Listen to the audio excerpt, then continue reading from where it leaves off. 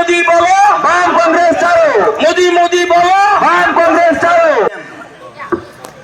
প্রকাশ্য দিবালোকে অফিসে খুন, ট্রাইবেল মানুষ।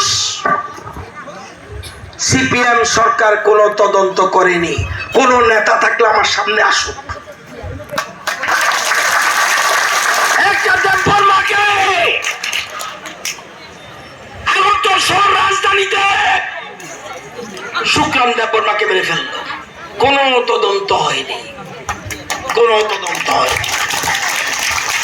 মনোরঞ্জন দেববর্মা পুলিশ অফিসার খুন।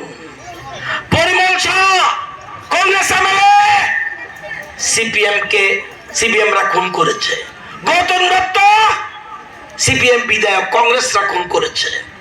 মধুসূদন শাহ কংগ্রেসের এমএলএ, সিপিএমরা খুন করেছে। বিমল সিনহা মন্ত্রী, মুখ্যমন্ত্রী হওয়ার ডরে তাকে খুন করেছে। আনন্দমোহন রাজা বিধায়ক, সিপিএম এর খুন হয়েছে। সর্বজরিয়াং, স্বপন দাস, দেবল দেব, দীপঙ্করনাথ শর্মা, অতীশ চৌধুরী, নৃপেন্দ্র দেবনাথ, সুজিত গোস্বামী, হারানন্দ দেবনাথ, শ্যামল বর্ধন, মন্টু দাস, মঙ্গল প্রসাদ দেববর্মা টিউজেসের প্রার্থী সালেমাতে খুন করা হয়েছে। কত নাম বলবো, কত নাম?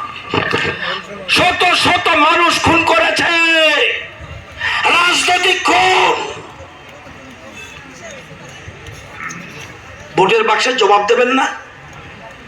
কোন লড়াই সিপিএম দাঁড়ায়?